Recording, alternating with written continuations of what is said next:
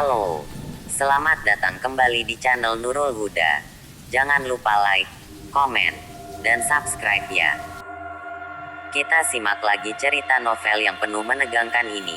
Semoga terhibur. Terima kasih. Cerita novel, Kutukan Tumbal. Episode 37. Canggung. Penulis, Zain Novelis. Kayla melepaskan helm hijau yang ia pakai setelah ia sampai di depan rumah Jin. Dia memberikan helm itu pada tukang ojek yang ia pesan melalui aplikasi online. Tidak mungkin baginya mengayuh sepeda ontel dengan jarak yang nyaris 10 km. Kakinya bisa-bisa lebam di malam hari. Itulah sebabnya ia sengaja meninggalkan sepeda ontelnya di sekolah dan membayar jasa tukang ojek. Lagi pula tak akan ada orang yang mau repot mencuri sepeda lusuh miliknya. Kayla berdehem untuk memberanikan diri mengetuk pintu. Tak lama menunggu seorang wanita parubaya berwajah keibuan membukakan pintu untuknya. Kayla ya, tebak Bu Mutia, Mama Jin. Kedua alis Kayla terangkat kaget. Iya tante. Dia cepat-cepat mencium tangan Bu Mutia. Ayo silahkan masuk. Kayla mengangguk sopan. Dengan langkah pelan dia memasuki rumah lalu duduk di sofa ruang tamu. Sebentar ya. Saya panggilkan Jin dulu, kata Bu Mutia yang disahuti Kayla dengan anggukan sopan. Uhuk. Terdengar suara batuk yang semakin mendekat. Kayla menoleh, mendapati Jin yang berjalan lemas memasuki ruang tamu. Wajahnya pucat pasi. Sementara suara batuk terus terdengar seolah terasa sangat menghardik tenggorokannya. Makasih ya Kai. Makasih karena lo mau jenguk gue, kata Jin diselingi suara batuk. Sepertinya kamu sakit parah. Kayla beropini. Cuma sakit biasa kok. Lo nggak perlu khawatir. Suasana mendadak menghening. Kayla bingung harus bertanya apa. Rasanya aneh jika ia mengatakan apa yang ia lihat melalui mimpinya tadi malam tentang alamat pembeli perhiasan kutukan. Terlebih lagi Jin terlihat sedang dalam kondisi tidak baik-baik saja. Gue harus mencari topik pembicaraan agar nggak canggung, pikir Jin. Oh iya, Kayla, apa lo lihat petunjuk lagi? Tanya Jin memulai pembicaraan. Kayla terkesiap. Gue rasa kita nggak punya waktu banyak untuk bersantai-santai. Jadi kita harus merangkai semua petunjuk secepat mungkin. Tapi, kamu kan sedang sakit. Kayla, gue udah bilang kalau gue cuma sakit biasa. Ayo sekarang katakan apa lo lihat sebuah petunjuk baru. Kayla terdiam sejenak untuk menimbang. Jin sedang tidak sehat. Apakah baik jika dia membahas soal hal-hal gaib dengan cowok itu? Kayla, kok malah bengong sih? Tegur Jin. Ya, aku cuma ngerasa nggak enak aja bahas hal-hal gaib sama orang sakit. Jin berdecak kesal. Sakit apanya? Cuma demam sama batuk doang kok. Ayo katakan. Tadi malam aku melihat sebuah villa di puncak yang berada di antara pohon-pohon pinus yang rindang. Villa itu terlihat sangat tua dan sepi. Kira-kira daerah mana? Kayla mengangkat kedua bahunya. Entahlah. Yang jelas, di depan rumah itu tertulis, dijual. Tapi, aku nggak sempat menghafal nomor telepon pemilik villa. Di mana ya? Jin mulai berpikir. Kayla tercenung dan ikut berpikir bersama Jin. Misi ketiga sedikit berbeda dengan dua misi sebelumnya. Pada misi pertama, Kayla langsung bisa melihat rumah sakit dan nomor kamar VIP melalui mata batinnya. Sedangkan pada misi kedua, Kayla melihat rumah bercat putih yang tak jauh dari museum. Kedua petunjuk sebelumnya sangat jelas dan mudah dicari. Tapi, pada misi ketiga, Kayla tak melihat fasilitas umum yang membantunya untuk menemukan tempat tinggal pembeli perhiasan terkutuk. Aha! Jin buru-buru mengambil ponselnya dan mengetik kata kunci, dijual villa, di Google. Kamu sedang apa? Dahi Kayla berkerut. Jin terbatuk. Gue sedang nyari di Google. Siapa tahu pemilik villa mengunggah postingan di situs jual beli online.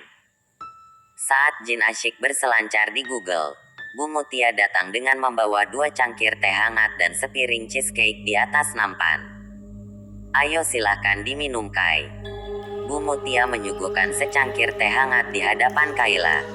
Kayla tersenyum sambil mengangguk sopan. Iya tante.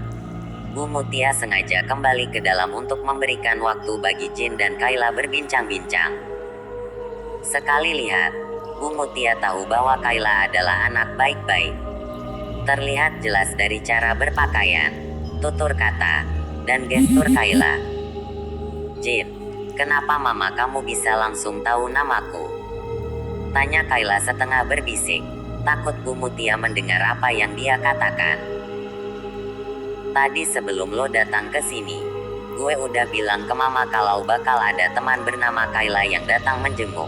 Jelas Jin yang terlihat masih fokus menjelajah Google. Oh, Kayla mengangguk paham. Lihat deh. Jin menunjukkan hasil pencariannya di Google pada Kayla. Lihat, ada cukup banyak villa yang dijual. Jin men-scroll layar ponselnya, menunjukkan pada Kayla berbagai macam bentuk bangunan villa yang dijual melalui situs jual beli online. Apa ada villa yang lo lihat? Tanya Jin diselingi suara batuk. Kayla menggeleng. Nggak ada. Jin situs tersebut dan beralih ke situs yang lainnya. Lantas ia kembali menunjukkannya pada Kayla. Ayo Kai, lihat dengan teliti, pinta Jin. Mata Kayla terbelalak. Seketika pikirannya berkelana ke dalam mimpi yang ia lihat tadi malam. Tunggu, cegahnya saat Jin hendak men-scroll layar ponsel. Yang mana? Ini. Kayla menunjuk sebuah villa kecil yang terpampang di layar ponsel Jin. Ya udah, ayo ke sana. Jin berdiri semangat. Nggak mau. Kenapa nggak mau? Aku nggak mau melanjutkan misi ini sebelum kamu sembuh. Kayla beranjak, lalu berdiri di antara sekat ruang tamu dan ruang keluarga. Di sana ada Bu Mutia yang sedang asyik menonton acara televisi. Tante, saya izin pamit. Kok cepet? Tanya Bu Mutia yang berjalan menghampiri Kayla. Iya tante, saya harus segera pulang. Saya takut ibu saya khawatir. Jelas Kayla lalu mencium tangan Bu Mutia. Kalau begitu saya pamit tante. Iya, hati-hati di jalan ya. Iya tante. Kayla kembali mengangguk sopan. Dia beralih melihat Jin yang terlihat murung di atas sofa. Jin, semoga cepat sembuh ya. Gue antar ya, pinta Jin. Nggak usah, tolak Kayla cepat. Kamu kan sakit. Aku bakal pesan ojek online saja. Sampai jumpa. Episode 38. Penghuni Villa. Kayla mengamati wajah Jin yang tak lagi terlihat pucat. Ingin sekali Kayla memegang dahi Jin, sekedar mengecek apakah cowok itu sudah sembuh total atau belum. Kok, elo liatin gue terus sih. Hati-hati naksir lo. Goda Jin terkikik senang. Pipi Kayla mendadak memerah malu. Aku liatin kamu cu. Cuma mau memastikan apa kamu udah sembuh atau belum. Jelasnya terbata-bata. Udah. Aku udah sembuh total kok. Ya sudah. Bagus kalau gitu. Entar sepulang sekolah, kita harus melanjutkan misi kita yang ketiga. Gue udah catat alamatnya. Gue juga udah beli paket internet paling top buat Google Maps. Oh iya satu lagi. Gue juga ngecas HP gue sampai full. Mantap kan? Kata Jin begitu antusias. Kenapa kamu semangat sekali? Ya seru aja main detektif-detektifan kayak gini. Kayla terkekeh. Tingkah Jin memang lucu. Wajar jika aura cowok itu terlihat sangat spesial. Sebenarnya apa yang mereka bicarakan? Tanya Sela yang sedari tadi mengikuti Kayla dan Jin dari belakang, lalu menyembunyikan dirinya di balik tembok untuk menguping. Hatinya sudah terlalu dongkol melihat kedekatan Kayla dan Jin. Gue harus mengikuti mereka sepulang sekolah. Pokoknya gue harus tahu apa yang mereka lakukan selama ini di belakang gue. Sela sengaja berganti pakaian untuk menyamar. Dia juga menyewa ojek online untuk mengikuti Kayla dan Jin. Karena dia tahu penyamarannya akan sangat terlihat jika dia memakai mobil pribadi. Sheila tak peduli jika kulit mulusnya terkena paparan sinar matahari dan debu jalanan kota Jakarta. Yang terpenting baginya saat ini adalah mengungkap apa yang sebenarnya terjadi antara Kayla dan Jin. Motor Jin terlihat melaju ke arah Depok, menelusuri jalanan menuju kompleks villa yang berada di puncak. Terlihat Kayla yang sibuk memberikan instruksi pada Jin kemana cowok itu harus melaju. Ih, mereka mau kemana sih? Geram Sheila. Motor Jin mulai memasuki jalanan yang sangat sepi. Di kanan dan kiri jalan hanya ditumbuhi pohon-pohon pinus yang menjulang seakan menantang langit temaram. Ratusan dedaunan kering berterbangan saat angin berembus cukup kencang. Seketika bulu kuduk Sheila berdiri. Duh, mereka mau kemana sih? Tempatnya makin lama makin nyeremin deh. Semakin motor Jin melaju, semakin tebal kabut yang menghalangi jarak pandang mata. Baik Jin maupun si tukang ojek tak bisa berkendara terlalu cepat. "Pak, cepetan dong," perintah Sheila. "Nggak bisa, Neng. Kabutnya tebal banget ini," sanggah si tukang ojek. Setelah melewati perjalanan yang begitu panjang, akhirnya Kayla dan Jin berhasil sampai ke tempat yang mereka tuju. Sebuah villa yang sepertinya terbengkalai berdiri di tengah hutan pinus. Kayla dan Jin melangkah takut. Mereka menyibakkan debu-debu jendela, lalu mengintip. "Permisi," kata Jin sengaja menaikkan sedikit volume suaranya. Barangkali penghuni rumah tidak bisa mendengarnya apabila dia berkata dengan volume normal. Tidak ada sahutan. Hanya terdengar suara burung-burung yang berkicau di sarang-sarang yang terselip di ranting-ranting pohon. "Permisi, apa ada orang di dalam?" imbu Jin. Jin merasakan ada tangan yang memegang pundaknya. Dia menoleh perlahan lantas terpental kaget setengah mati. "Kok kaget gitu sih sayang?" omel Sheila. "Kamu pikir aku ini hantu? Elo, sih. Ngagetin aja." Jin mengelus-ngelus dadanya sendiri untuk mengurangi kecepatan detak jantungnya yang berdentang terlalu laju karena kaget. "Ngomong-ngomong, kalian ngapain di sini? Berduaan pula? Jangan-jangan kalian mau berbuat yang aneh-aneh, ya?" tuduh Sheila. "Jangan asal bicara kamu," kilah Kayla. "Kami kesini untuk bertemu pemilik villa ini." "Halah. Nggak usah alasan. Mana ada orang yang mau tinggal di villa reot kayak gini?" "Siapa kalian?" terdengar suara Renta yang bertanya. "Kayla, Jin, dan Kayla menoleh ke sumber suara. Mereka melihat seorang nenek berambut putih, bungkuk, dan berjalan dengan bantuan tongkat kayu. "Kenapa kalian datang ke rumah saya?" tanya nenek itu. Kayla sempat melihat nenek itu dalam mimpinya. Tapi, bukan nenek itu pemilik perhiasan terkutuk yang ia cari. Nenek itu hanya menerimanya dari seorang kerabat dekat lalu memberikannya pada seorang gadis muda. Setidaknya, hal itulah yang Kayla lihat dalam mimpi. "Ada sesuatu yang harus kami sampaikan ke nenek. Apa kami boleh masuk?" tanya Kayla sopan. Nenek itu tampak berpikir sejenak. "Baiklah, ayo masuk." Derit suara pintu rapuh terdengar menakutkan saat si nenek membuka pintu perlahan. Nampak ruang tamu yang penuh dengan debu langsung terlihat. Kayla, Jin, dan Sheila langsung duduk setelah dipersilahkan. "Begini Nek, saya kesini mau bertanya apakah di rumah ini ada yang sakit?" tanya Kayla tanpa berbasa-basi. Nenek itu terpental kaget.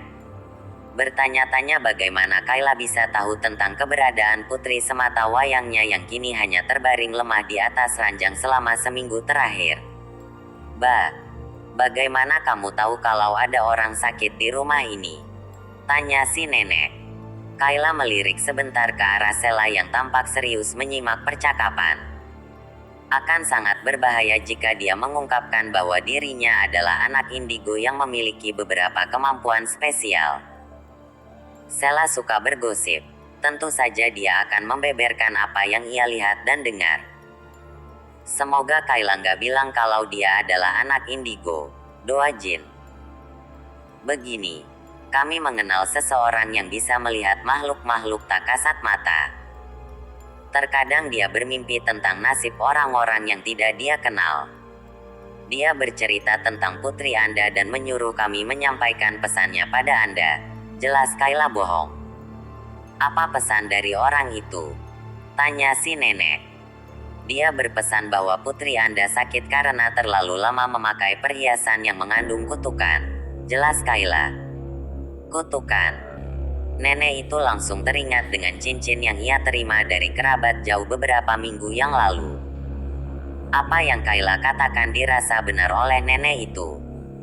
Kalau diingat kembali, putrinya memang sering jatuh sakit sejak memakai cincin itu. Nek, apa kita boleh melihat putri nenek? Ujuk Kayla. Nenek itu berpikir sebentar lalu mengangguk. Episode 39. Gadis tak beruntung.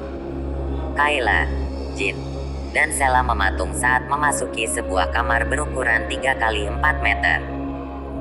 Mereka melihat seorang gadis yang terkulai tak berdaya di atas ranjang. Tubuhnya sangat kurus, seakan-akan hanya menyisakan tulang dan daging. Kelopak matanya hitam dan kepalanya hanya tersisa beberapa helai rambut saja. Kayla melihat aura hitam itu sudah terlalu pekat. Dengan langkah goyah, Kayla menguatkan hatinya melangkah maju. Dia langsung melepaskan cincin dari jari manis gadis itu. Kayla menangis tak tega. Gadis yang ia lihat dalam mimpinya tampak sangat cantik dan anggun. Tubuhnya sedikit berisi dan kulitnya kuning langsat. Betapa sial nasib gadis itu.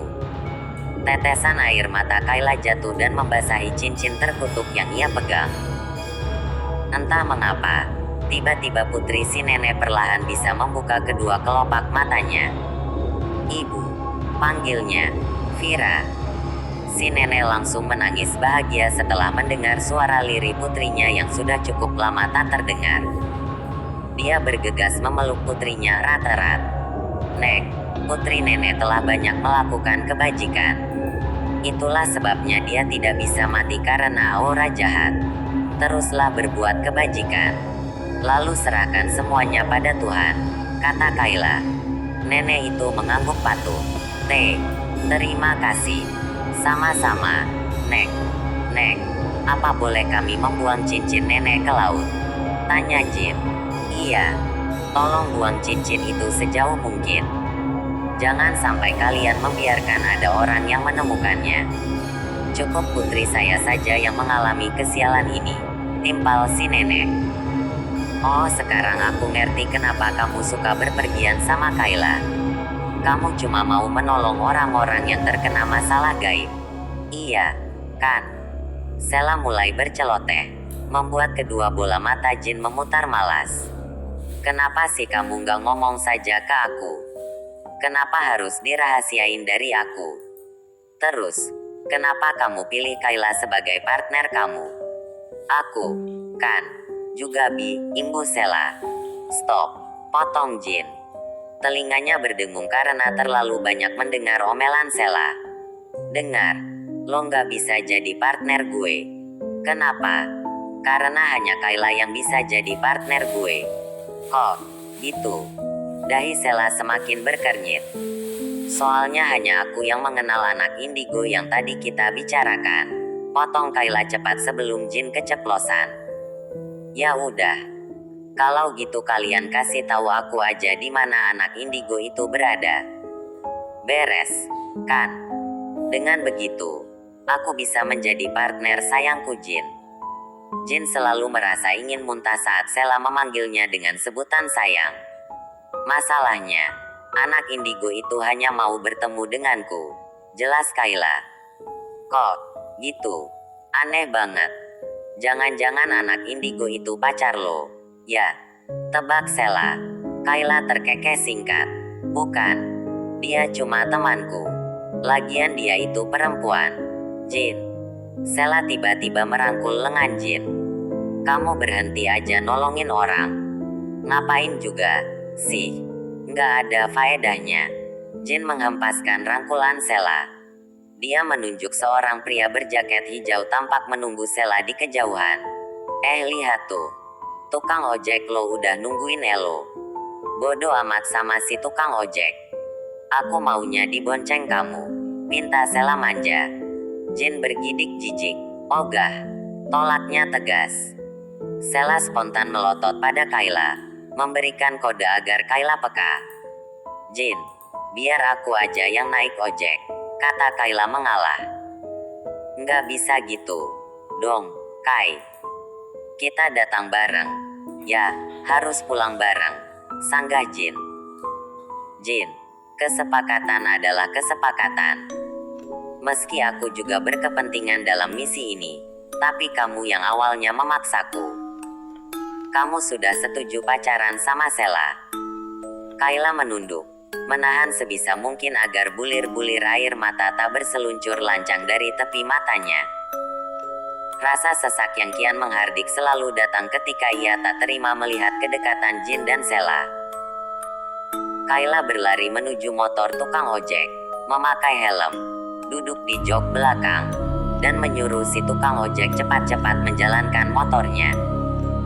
Sebentar lagi adalah misi terakhir yang akan kujalani bersama Jin. Setelah itu, aku nggak bakal punya alasan untuk berbincang-bincang dengannya lagi. Sela dengan senyum sumringah menaiki motor Jin setelah memakai helm. Tanpa tahu malu, dia melingkarkan kedua tangannya ke sekeliling pinggang Jin. Tak lupa juga ia menyandarkan kepalanya di punggung Jin. Jin bergidik. Dia melepaskan tangan Sela. Namun percuma. Saat ia melaju, Sela kembali melingkarkan kedua tangannya di sekeliling pinggang Jin. Daripada berdebat dan membahayakan diri saat berkendara, Jin memilih mengalah dan membiarkan Sela bertindak sesuka hati hanya sepanjang perjalanan pulang. Bersambung.